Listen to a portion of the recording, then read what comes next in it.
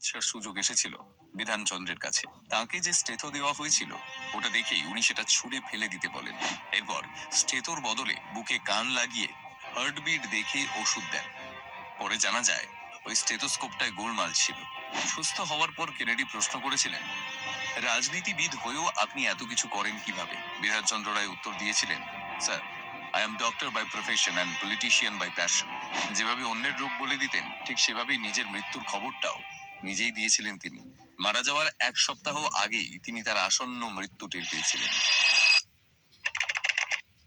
24শে June 1962 writers building থেকে ফেরার পথে হঠাৎ শারীরিক অস্বস্তি অনুভব করলেন বিধানবাবু। বন্ধু ললিতমোহন বন্দ্যোপাধ্যায়কে বললেন, আমার মনে হয় আর বেশি দিন এখানে আসা হবে না। 30 বছর ধরে হৃদরোগের চিকিৎসা করছি আমি। আমার কতটা কি হয়েছে আমি ভালোই বুঝতে পারছি। এর ঠিক 6 দিন পর তার কথা সত্যি হলো। 30শে জুন 1962 হার্ট অ্যাটাক হলো ডাক্তার রায়। তড়িঘড়ি ছুটে এলো ডাক্তার। হঠাৎ ভিড় কন্দ্রানো হলো, ইঞ্জেকশন দেওয়া হলো।